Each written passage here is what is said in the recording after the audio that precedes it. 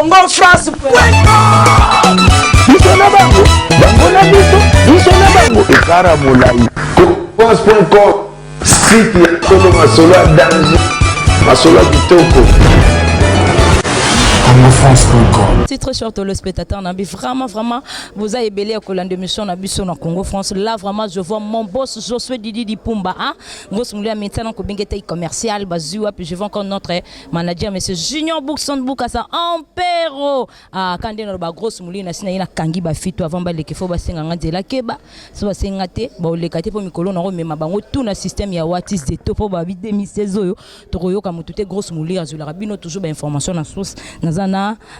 joueur na biso matin puis gardien na biso matin puis wa l'honneur ya Congo biso tout au CPL na habité invité nanga to beta betani masolo mais quant à moi déjà je dis bonjour matin. Ouais, bonjour grosse mouli. OK, merci beaucoup matin puis moi un mot na ona batu nyonso vraiment bazuzu attend ya kolanda biso monde entier. Bon, merci beaucoup, surtout dans le peuple congolais, la nation nyonso, au bazana Poto, bazana en Afrique, en Angola et puis précisément à Kinshasa. Na soutien vraiment au basali pour la biso dans encouragement ba pesa biso tant to beta compétition na chan donc nzambe vraiment pas mbola bango au basali vraiment donc etika biso na mitema et puis va continuer toujours au sala bongo pour soutenir biso pour que tout ça là bango maka bien et puis ba sepela donc on a ko bango. Merci beaucoup matin puis n'habiter tant vraiment to gagner qui 3 bi wana to kende déjà on a 1 à 2 to comme on a na 3 to gagner qui vraiment 3 bi à 0 avant non to gagner 3 bi pour na yo moronano obande ko s'attendre bo to gagner combien. Bon moni na compétition to beta oyo na remarquer que chaque fois match au mboule betaka biso na terrain to gagner ngo 3-0 match li bosso to na Angola tournoi to betaka to kutana na Zambie mboule betaka to kana 3 to ye match li bosso na Chan contre Éthiopie mboule betaka to kana 3 donc tanga mona mboule yi pour match ya classement mboule zaite taka biso ndo bana mbula na biso to manza la moni mbula oyo so e beti match za facile que to ça ba 1 t mais ça que to gagner mon score mon lourd donc on a déjà mbula on a déjà passé d'abasine que match ça bien on peut to gagner 3-0. Merci beaucoup, félicitations encore na ndenge organiser biso po balobi yonde vraiment ozala ki wana poso yeba ki koyamba te to linga ki pe to pola po ba bien linga ko ta félicitations et surtout na première biton to kende na mi-temps et yambelo yambela ki na ebité félicitations encore on continue toujours comme ça musala no malamu na ebité muna soika question des arara to beta masolo ndenge za rande to gagner 3 buts na to tamboli na ebité lelo to za samedi lobby dimanche na ebité pare bozo tambola monde entier. Bon, programme ils ont un programme à gouvernement. Le samedi, tous à l'hôtel, je pense que tu as libéré l'hôtel, tu n'as pourquoi. Et puis programme ils ont un tournoi à province à partir de mardi, mercredi. Donc pour tournoi et tout ça la tournoi province pour la coupe. Donc ils ont des programmes ils ont bon à partir de mardi ou mercredi tout ça la tour à province. OK, merci beaucoup. N'habitez to comme n'habitez vraiment cochité. Moyena kango mingi ba question ezate félicitations encore pour grosse mouli quand des rabino ba information à source orbo ya grosse mouli aluki pe ba mouli na ye aluki pe ba Congo France ne. Merci beaucoup Diesel là vraiment le baina félicité yo Diesel à London depuis Paris et puis maman Méline Zemba moté ma tous pepele ya mbetolo abi continue toujours ça na yo et puis aux fierté toujours cause la humble nzanga opambolo okendeka ndenge nga grosse mouli ba toke na bango ka likolo na wati to mémoire un mot na yo pour vraiment tout clore na émission na biso. Bon, merci beaucoup. Nous avons félicité ngai, on nous encouragé moi conseil ça la bien et puis critique et ça la bien pour que na bon ça pour avancer. Pour nous aboyer exact ce n'est que le début. Là on a poussé à niveau maté. Nous on a peut na comité on continue toujours à travailler et pour que na arriver na comme na niveau parce que roba que je sali. Il y a une légende de l'Afrique a sali vraiment mingi pour na mboka na biso. Attirer biso pouvoir wana et on faut biso to saisir en malé mais donc c'est ça et puis na robo ça na te pour na couper ça merci beaucoup on la net pour na chef de l'état papa Joseph Kabila nzamba pambolaye abaksele mingi na nenga honoré biso et puis na ba cadeau a pesi biso vraiment nzamba ya pambolaye mingi donc abaksele belé donc yango na ça pena plaisir tikeli pena biso gravé na mitema donc robo ça na ngo jamais na vie na biso merci beaucoup. Okay, merci beaucoup matin pena ebité oki ko yebisa na ba imanye nyonso ba rene ba tunyoso ya renaissance po ezara biso tout ozara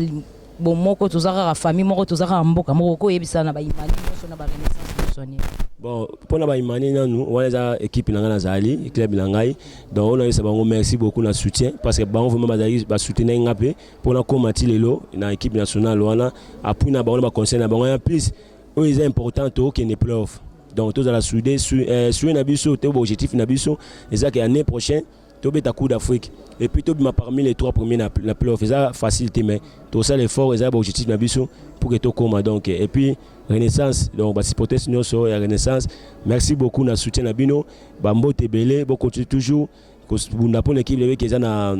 Pefkin nzamba osunga bobeta Coupe du Congo nzamba ça la grâce pour que beaucoup m'appelle bon matamel na foot et puis ben séance c'est belé donc merci beaucoup pour na ba supporter Vita bonne chance avec club obeta match dimanche bonne chance il y a ma collègue place Bazali mazemi pas obeta super coupe donc bonne chance na bango sur le popo donc équipe union sur dragon je pense que on a besoin de loba yangwana. Merci beaucoup matin puis question ngi tikala moko vraiment poto chuter poto clan émission na biso to yebite matin parce que rotika la kaka na imana kaka poto yebi na imana to yebite so rotika la kaka na imana po toto zela kalate matin puis a gagné biso 3 a eli biso coupe to sepeli to lati bilamba to yoka ki mutu te jour wana o to gagnera vraiment 3 na yebite so matin pour rotika la kaka toujours na imana te nazaka toujours na dering na obetaka toujours na dering parce que équipe wana dering ezala ko la équipe na mo makila sur nazala na makile tout anaka et ça la blesse pas mon donc nazala vraiment na dering bato ba za na ba raison musuté ba canceler musuté nazala na dering contre aussi la mais ba renouveler nazala obeta na obeta na dering faut sur le du playoff to bien parmi les 3 il faut la beta Coupe d'Afrique donc nazali donc ba canceler au monter nazali na obeta na dering. Bopesa matin puis toujours confiance azan na ekara rolongwate na ebité toujours 3 oyo organiser biso to zela lisusu ba réussite to matin puis le roi a gagné biso 3 a rolemba nae to kokoma na biso kopola na ebité faut vraiment o assurer ba fan na yo o ba yeba ki otena ba o ba yebi à partir ya coupe matin puis cette fois-ci to yebi ke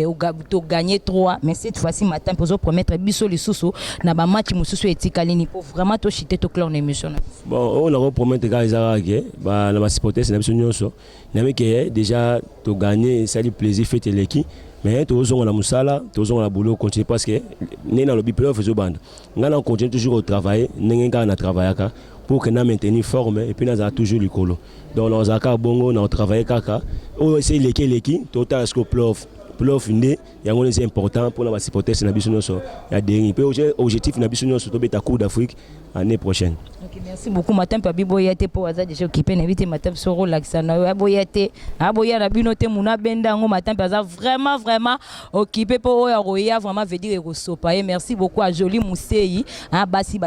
ba keseni motema ya Alain Binada merci beaucoup à Nelly Mousseyi merci beaucoup à Eric Mendes babi moto na Nzambe na ebite moi ba mabanga kande o dédicacé ba fan na yo nyonso o baza monde entier o bazozwa temps pe ba kozwa temps kaka lelo ba kolande mission na biso monde entier et surtout na site na biso ekanga masolo Congo France o to zaparaté o to pesa kabino toujours ba information ya na source plutôt. Bon pour na remerciement to ba moté na banana nous et pas na moko madame ma femme Britadela que je salue na pesi ba na ngai Tabita Joema Davina et puis Jora Bambote et puis ba petit na na bango na Jansi Molunda na Gloire na Palais na père ali na conseil privé na papa na pesi mbote na pesi Bob Tuzimbote et puis Batuno Sobalinganga Mbote sans oublier Mbarouti Mbote donc na pesi ba on peuple congolais nous sommes mbote belé na on soit nanga donc on a ko ba vraiment wana donc na sécurité na ya Palais Pichen na pesi pe ba mota toi. OK merci beaucoup à mon artiste oh nyoso vraiment nga zone matin il faut bien ka grosse mulito comme na biso vraiment cochité merci beaucoup à mon boss Josué Didi Dipumba merci beaucoup à monsieur Bookson Boukassa notre manager en Pero merci beaucoup à maman Malolo Nzamba ba maman Loris et la Congolia merci beaucoup à maman Emilie Nzemba motema ya tous pepele ya Mbetolo merci beaucoup à Diezo la London merci beaucoup à Eric Mendes moto na Nzambe quand des grosses mulio le bras si tu solol on te solol si tu solol pas on te solol pas merci beaucoup aussi à mon artiste devant la caméra quand des na ba grosse mulio ko me babino na watis de topo to royoka buntu te merci beaucoup à Joli Mousseyi basi ba keseni motema batu ya Alain Binadam nous sommes vraiment à la fin de notre émission quant à moi déjà je dis merci au revoir et bye bye. Congo France Bisona bango bangona biso bango ekara molai France.com site ya Tolo Masolo danger Masolo kitoko Congo France.com